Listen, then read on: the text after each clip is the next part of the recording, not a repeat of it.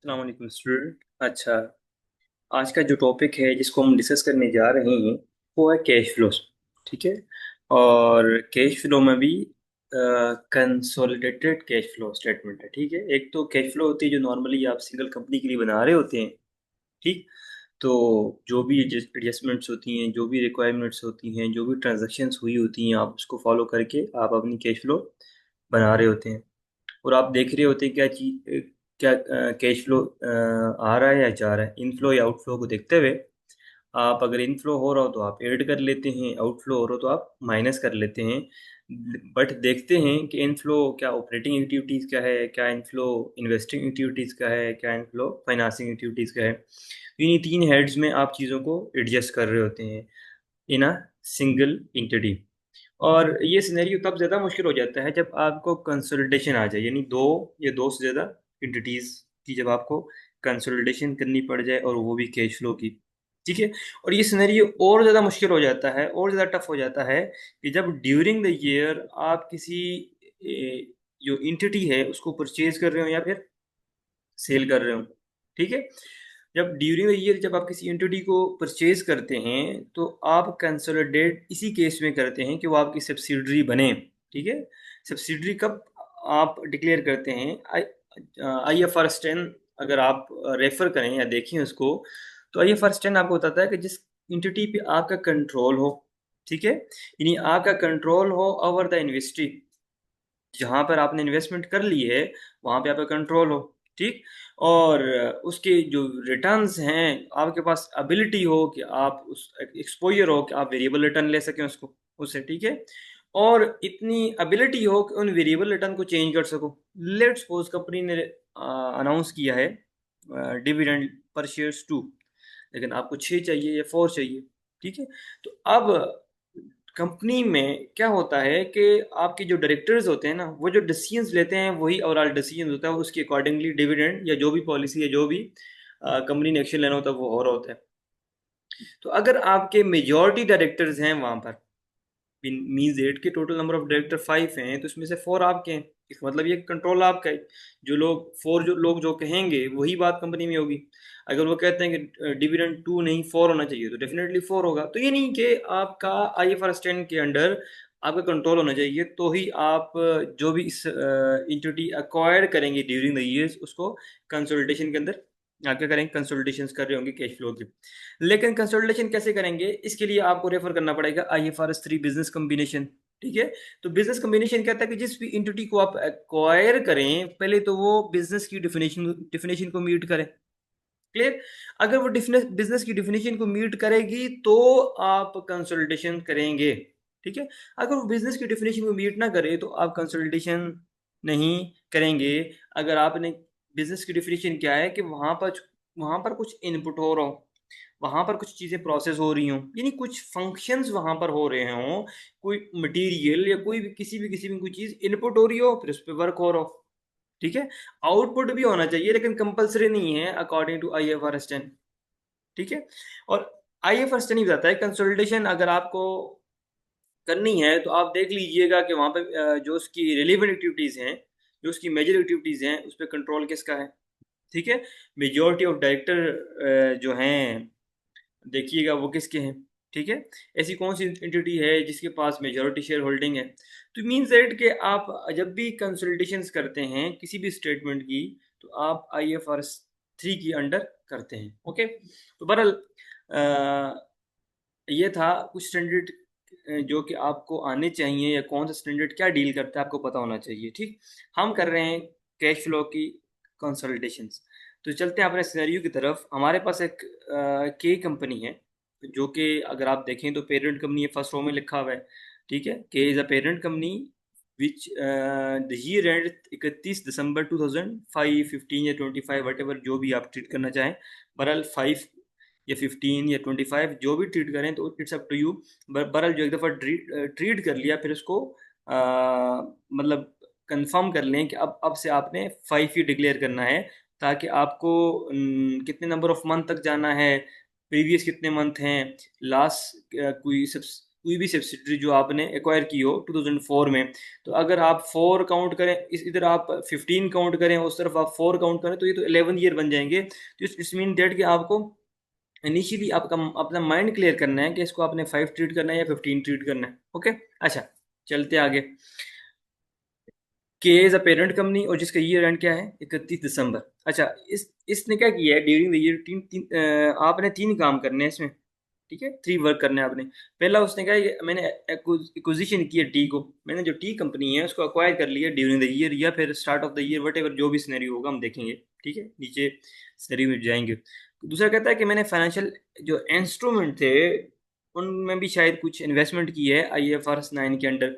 तो देखेंगे कि IFRS 9 के अंडर कौन सा पैरा लगता है या कौन सा हेड फॉलो करके हम इस इंस्ट्रूमेंट को डील करेंगे। तो जब भी वो ट्रीटमेंट आएगी तो उसको अकॉर्डिंगली हम देखेंगे क्या ECL मॉडल हमने यूज़ करना है, क्या fair value through profit and loss जाना है, या फेयर वैल्यू थ्रू OCI जाना है, ठीक है, क्या मोटाइज कॉस्ट के थ्रू जाना है। तो वट एवर जो भी सिनेरियो होगा हम IFRS 9 के अंडर डील करेंगे। पहली चीज़ देखते हैं, नंबर 1 पे आप आ जाएं, तो उसने कहा एक्विजिशन की है टी को। अच्छा, के आपको पता है पेरेंट कंपनी है और उसने एक्वायर किया है 80% share holding of, means that कि जो 80% एक्वायर किया है किसको, टी को। और टी की total number of share issues है ना वो 100,000 से। उसमें से अगर आप लोग 80% एक्वायर कर लो, उसका मतलब ये है कि 100,000 में से 80,000 आपके हो गए, ठीक। तो 80,000 आपने परचेज कर ली, इसका मतलब ये है कि आपका कंट्रोल आ गया, अब आपने वो आपकी सब्सिडी ट्रीट होगी। तो आपको पता है कि जब 50% और मोर आपकी शेयर होल्डिंग हो तो वो सब्सिडी होती है, और 50% से 20% के दरमियान हो तो वो आपकी एसोसिएट होती है, और इसी तरह 20% से नीचे हो तो आपकी नॉर्मल इन्वेस्टमेंट होती है, ठीक। अच्छा, आगे कहता है कि जब आपने 80% शेयर एक्वायर किए 30 जून 2005, मीन्स डेट के आपने ईयर के से 6 मंथ्स अगो, यानी 6 महीने पहले ही आपने टी को एक्वायर कर लिया था। तो अब आपको पता है कि 6 मंथ की एडजस्टमेंट्स आपको होनी है। और एक चीज़ और नोट आपने माइंड में रखिएगा कि ईयर के स्टार्ट पे आपने टी को एक्वायर नहीं किया। जिस दिन ये स्टार्ट हुआ था तो उस दिन टी के जो एसेट्स थे आपके एसेट्स में इंक्लूड नहीं थे। यानी 2005 का जब जनवरी आया था, तो उस दिन जो एसेट्स थे आपके पास उन एसेट्स में टी के एसेट नहीं थे। और दूसरी बात जो आपने याद रखनी है वो ये है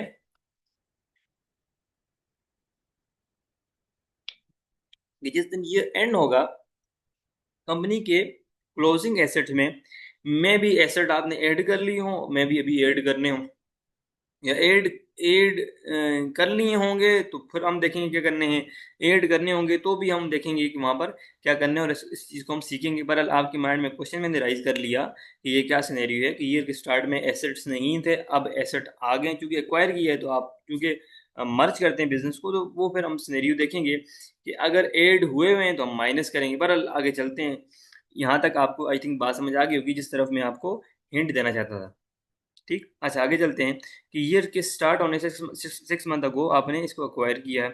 कंसेंट जो आपने उस कंसिड्रेशन पे की है वो कितने 5 पर शेयर पे किया है, यानी कि आपने 80,000 शेयर उसके अक्वायर किए हैं और हर शेयर पर 5 पर कैश आपने पे किया है।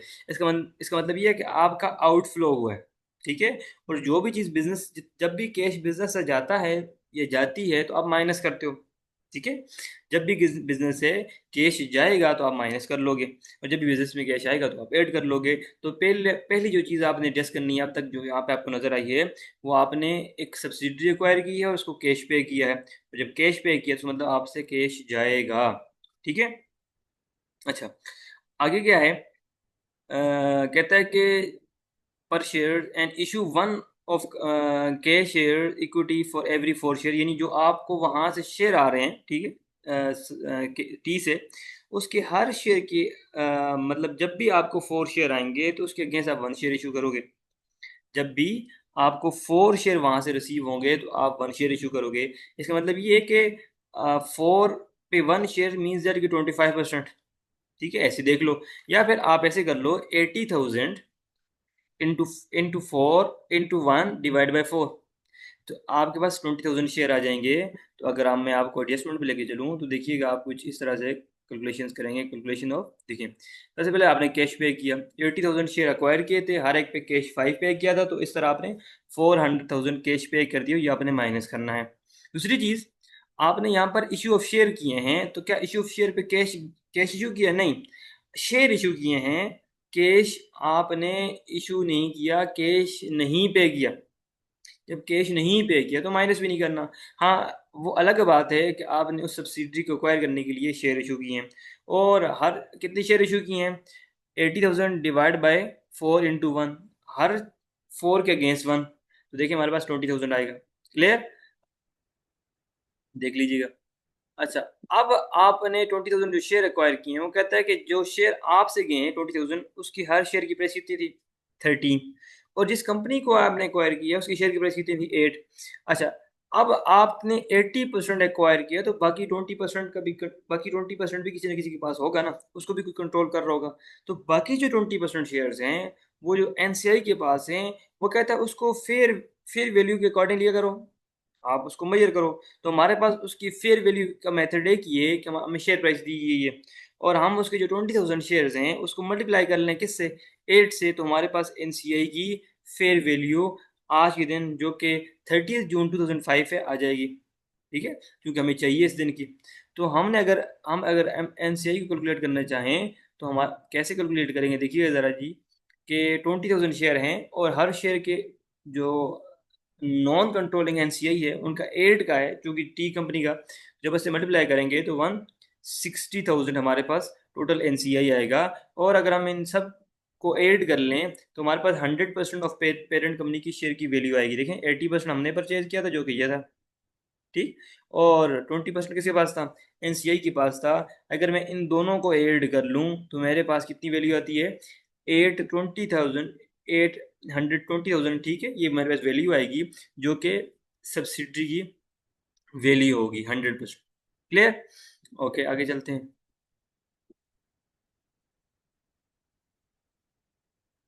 अच्छा, यहाँ तक हमने इसको कंप्लीट कर लिया।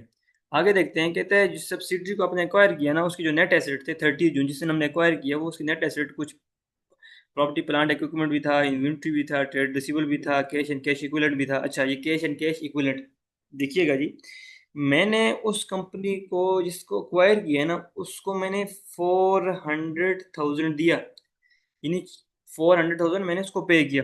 जब मैंने पे किया तो वहाँ पर ऑलरेडी पहले से कैश कितना कितना था? 24,900 मीन्स दैट कि वहाँ पर कुछ कैश पहले से मौजूद था। जब हम कंसोलिडेट करेंगे तो हम इस कैश को माइनस करेंगे।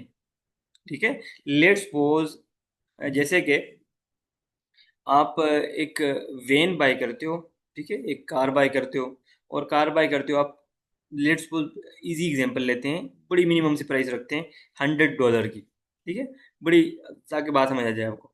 $100 की एक कार आपने बाय की। जैसे ही बाय की, तो आपको उस कार में से $20 मिले। जब आप घर लेकर आए और कार का बॉक्स खोला या जो भी था आपने वो खोला, तो उसमें से आपको $20 मिले। इसका मतलब ये है कि आपका जो नेट आउटफ्लो हुआ है ना, वो $80 का हुआ है। तो इस तरह हमने 400,000 दिए, और वहाँ से उस कंपनी में ऑलरेडी कुछ कैश मौजूद था, वो 24,900 का था, तो हम इसको लेस कर लेंगे, ताकि हमारा नेट कैश आउटफ्लो हमें नज़र आए। Clear?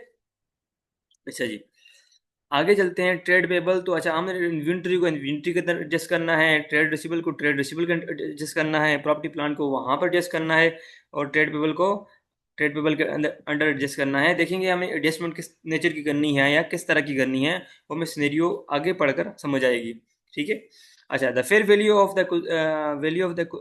Adjustment and acquisition related to property plant and fair value. अच्छा, कहता है कि जो आपके जो ये एसेट है ना, 747,600 के, कहता है इसके अंदर आपकी एक वैल्यू ऐसी, जो आपने वो 50%, जो 50,000 है ना, उससे हायर है। जो प्रॉपर्टी प्लांट है ना, जिस अमाउंट पे रिपोर्ट हुआ है 421 पे, कहता है ये 421 पे नहीं है, इससे इसकी जो वैल्यू है ना 50,000 एक्स्ट्रा है, जो कि आपने एडजस्ट नहीं की। तो हम एडजस्ट कर लेंगे, जो भी एसेट की वैल्यू होगी 747,600 में 50,000 ऐड कर लेंगे। कहता है ग्रुप टैक्स इस 30%। याद रखिएगा कि जैसे ही फेयर वैल्यू का इंक्रीज आया, तो टैक्स रेट भी आपको चार्ज होगा।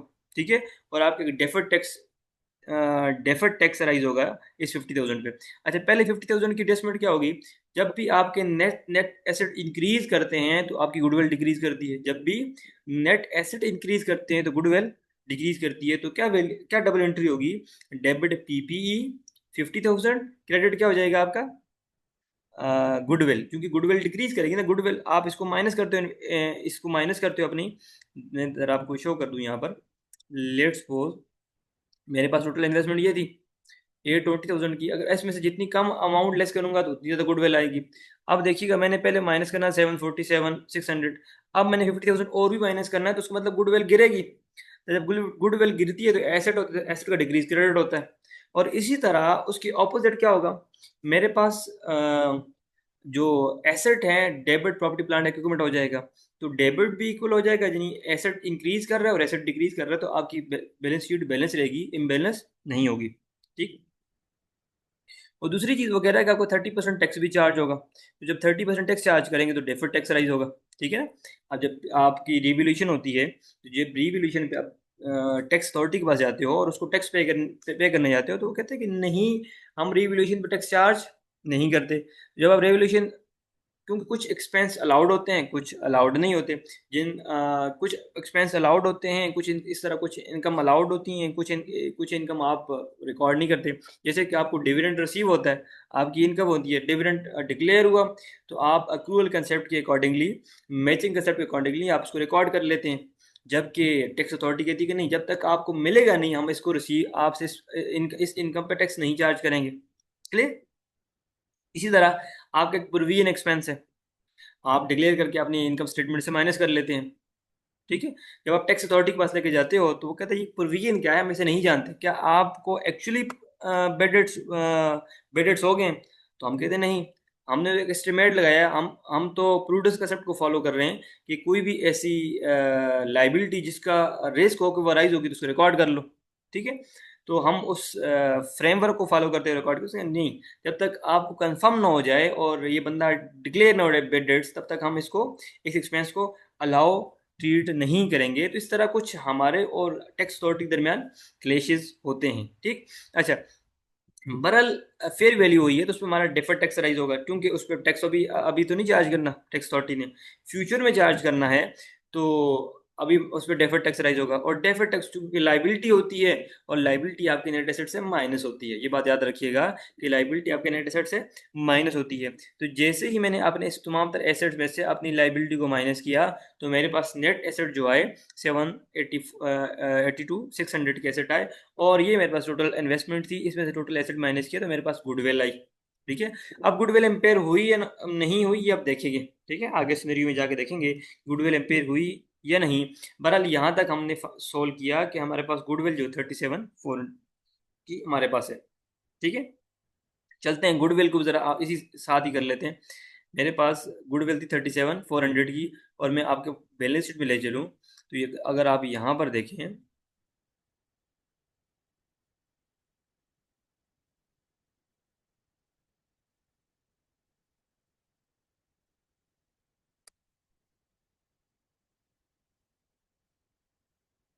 बल्कि बैलेंस शीट, हाँ जी,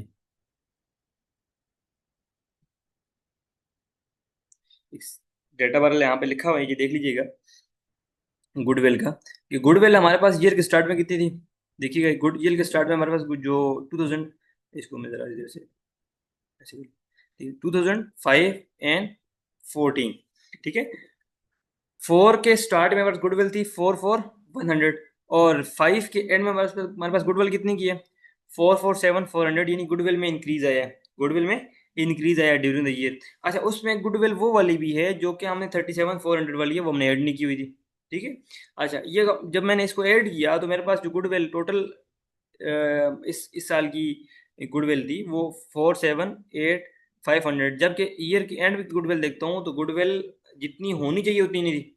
41441100 गुडविल होनी चाहिए थी। ठीक है? उसमें इस साल में मजीद कुछ हमने एसेट पर सब्सिडरी परचेज की, तो उसकी गुडविल भी ऐड की, तो हमारे पास 478,500 गुडविल होनी चाहिए थी। लेकिन अब है कितनी? 447 400।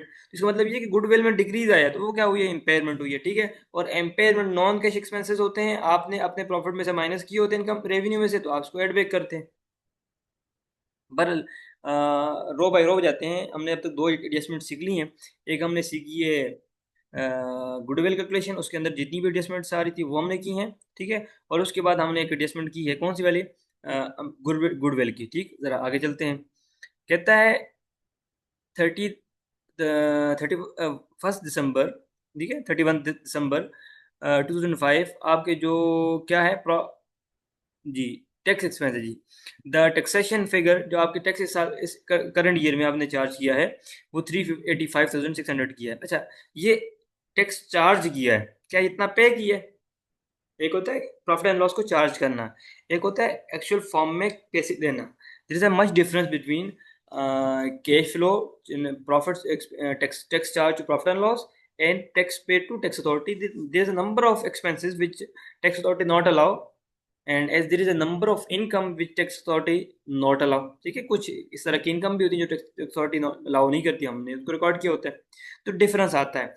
तो ये टैक्स आपका एक्सपेंस है जो आपने अपनी प्रॉफिट एंड लॉस को चार्ज किया। क्या टैक्स अथॉरिटी को कितना पैसा दिया वो हम देखेंगे, बल्कि देख लेते हैं। हमारे पास अगर आप आए तो टैक्स आपको दिया हुआ है यहाँ पे, ठीक है। ईयर के स्टार्ट का, ईयर के एंड का। ईयर के स्टार्ट का से दोनों टैक्स लेंगे आप, डेफर्ड टैक्स भी और करंट टैक्स भी, ठीक। एक आपके पास डेफर्ड टैक्स होता है, एक करंट टैक्स होता है, ठीक। तो दोनों को मैंने यहाँ पर ओपनिंग जो दोनों डेफर्ड टैक्स थे वो मैंने यहाँ पर लिख लिए। इस तरह क्लोजिंग जो भी डेफर्ड टैक्स मुझे गिवन थे मैंने यहाँ पे लिख लिए, ठीक। उसमें इस साल का एक आपके पास डेफर्ड टैक्स आया था 50,000 का, जो कि 50,000 पे 30% हमने कैलकुलेट किया था, ठीक। और current year profit and loss में आपने कितना चार्ज किया, 385, मीन्स दैट कि आपका इतना ईयर के एंड पे होना चाहिए। और अब ईयर के एंड पे कितना है, 494 300। इसका मतलब ये है कि बाकी जो 413 है 200, ये आपने टैक्स अथॉरिटी को पे किया है, ठीक है। तो आपका जो एक्चुअल कैश आउटफ्लो है टैक्स की फॉर्म में वो 413 200 है, ठीक है। ओके, 0.4 मिलियन आप कह सकते हैं इन शॉर्ट। अच्छा, आगे चलते हैं। हमारे पास नेक्स्ट क्या है, अब तक जितनी एडजस्टमेंट की जरा इसको सीख लेते हैं, कर लेते हैं। पहला हमने शेयर परचेज किए हैं 400,000 के, ठीक है। वो हम यहाँ पे लिख लेंगे। जब हमने शेयर परचेज की, कितने की परचेज किए थे, 400,000 के, जो हमने कैश की फॉर्म में पे किया था। और माइनस करेंगे उसमें से क्या, जो कैश ऑलरेडी मौजूद था वहाँ पर कंपनी में, तो कितना कैश था, 24,900। मीन्स दैट कि मैंने आपको एग्जांपल दी थी, कार आपने परचेज की, उसके अंदर ऑलरेडी $20 पहले से मौजूद थे, और आपने जब $100 दिए, इसका मतलब ये कि नेट आउटफ्लो जो आपको हुआ $80 का। तो उस कंपनी के अंदर कैश फ्लो मौजूद था पहले से। अगर आप यहाँ जाएँ तो ये कैश फ्लो यहाँ पर पहले से 24,900, जब पहले से वहाँ पर उस कंपनी में था, तो आपका जो नेट आउटफ्लो हुआ होगा इन दोनों को नेट एडजस्टमेंट करके आपको नजर आएगा, जो कि 375,100 होगा, ठीक। दूसरा, हमने यहाँ पर कैश एक आउटफ्लो जो कि टैक्स की फॉर्म में कैलकुलेट किया था। एक तो उसने कहा था ये तो टैक्स एक्सपेंस है, जो कि उसने लिखा है, अच्छा ये ड्राफ्टेड स्टेटमेंट है, ठीक। तो इसमें कुछ एडजस्टमेंट हमारी हैं, कुछ उसकी प्री पॉपुलेटेड थी। देखिएगा जी, एक तो उसने टैक्स एक्सपेंस दिया, तो हम टैक्स एक्सपेंस नहीं बल्कि कैश आउटफ्लो रिकॉर्ड करते हैं कैश फ्लो स्टेटमेंट में, तो हमने इसको यहाँ पे रिकॉर्ड कर लेना है। आगे चलते हैं। ये अच्छा, यहाँ पर इन्वेंट्री की एडजस्टमेंट्स यहाँ पे दी हुई। आगे चलते देखिए, group financial controller has accurately completed the consolidated statement of financial position. कहता है जो भी फाइनेंशियल पोजीशन है ना, उसके अंदर आपने इन्वेंट्री को ऐड किया हुआ है। जो यहाँ पे ऊपर एसेट्स पड़े हुए हैं ना, ये सारे आपने क्लोजिंग एसेट में ऐड किए हुए हैं। मीन्स दैट के ईयर के स्टार्ट में इस कंपनी के एसेट नहीं थे, ईयर के एंड पे इस कंपनी के एसेट इंक्लूड कर लिए हैं। तो ईयर के एंड वाले एसेट जो हैं वो ओवर स्टेट हो गए होंगे, ओवर स्टेट कहते हैं। या ईयर के स्टार्ट में इंडिविजुअल के एसेट्स थे, अब ईयर के एंड पे दोनों कंपनी के एसेट्स होंगे, तो अगर आप इनका डिफरेंस देखोगे तो वो तो डेफिनेटली इंक्रीज आएगा, ठीक है। तो ये जो एसेट्स दूसरी कंपनी से आए हैं, इसका तो आउटफ्लो नहीं हुआ ना। जो कंपनी से एसेट्स आए हैं, इसका एक्चुअली आउटफ्लो तो नहीं हुआ, ठीक है। इन एसेट्स को हमने क्या कर लेना है, माइनस कर लेना है अपनी कंसोलिडेशन में से, ताकि हमारे पास नेट आउटफ्लो आ जाए। देखिएगा जी, हमारे पास पहले तो इन्वेंट्री क्या है, तो इन्वेंट्री यहाँ पर 256,800 क्लोजिंग एसेट में इंक्लूड थी, ठीक है। क्लोजिंग एसेट में इंक्लूड थी। इन्वेंट्री का इंक्रीज आ रहा था, इंक्रीज इसलिए आ रहा था क्लोजिंग इन्वेंट्री ज़्यादा हुई हुई थी, सब्सिडरी की वजह से जब ज़्यादा हुई हुई थी, तो जितनी ज़्यादा थी, जितनी उस कंपनी की सब्सिडरी की इन्वेंट्री थी, हम यहाँ से माइनस कर लेंगे। तो जब माइनस कर लेंगे तो हमारे पास नेट जो इंक्रीज़ है वो आ जाएगा। ठीक है।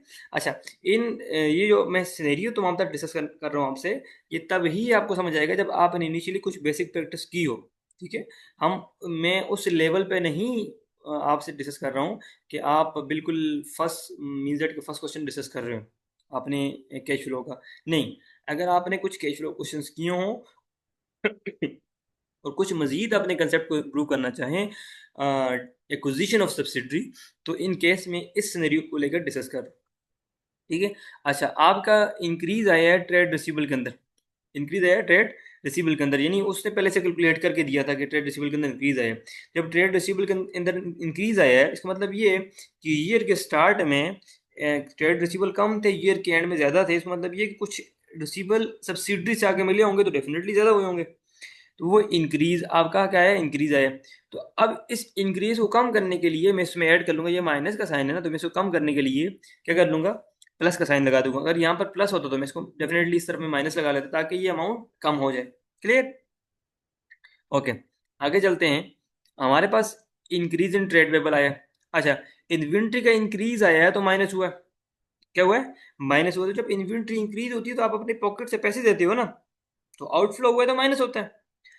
अच्छा, ट्रेड रिसीवेबल, आपकी जो इन्वेंट्री थी वो बाहर सेल हो गई है, तो आपका कैश तो बाहर चला गया, तो आप इसलिए माइनस कर रहे हो। तो degree increase in trade payable, दूसरों का पैसा आपके पास है, उसमें इंक्रीज आया है, तो मतलब ये जब दूसरों का पैसा आपके पास होगा तो आप ऐड करेंगे, इंक्रीज आया है। लेकिन उसमें कुछ जो इफेक्ट है वो आपकी सब्सिडरी का है, तो वो सारे इफेक्ट मैंने यहाँ पर किस वो जो इफेक्ट था क्लोजिंग बैलेंस के अंदर, मैंने वो उसको ख़त्म किया ताकि नेट इफेक्ट आ जाए। क्योंकि ये जो पेएबल है, जो रिसीवेबल है, सब्सिडरी का है।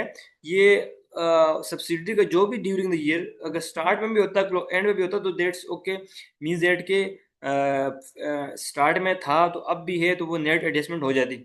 और क्योंकि ग्रुप होता है तो वहाँ पर ऑटोमेटिकली चीज़ें उसकी अकॉर्डिंगली होती।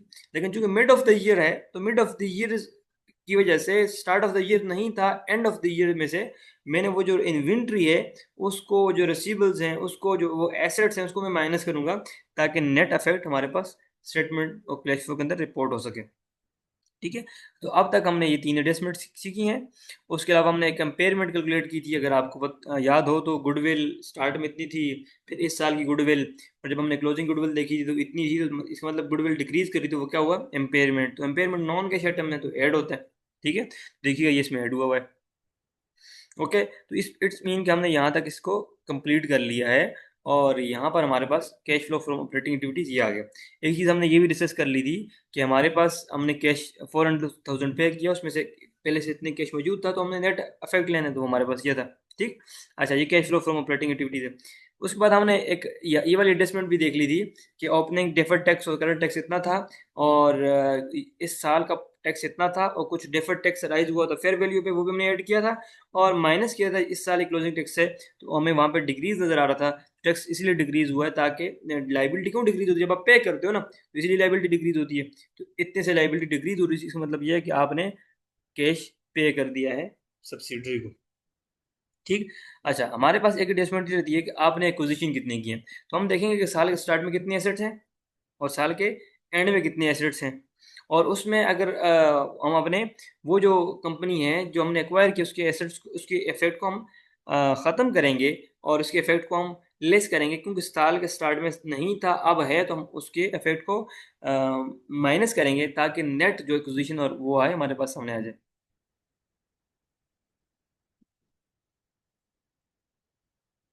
जी, हमारे पास ईयर के स्टार्ट में था, कुछ एसेट्स 3 मिलियन के थे। ठीक है।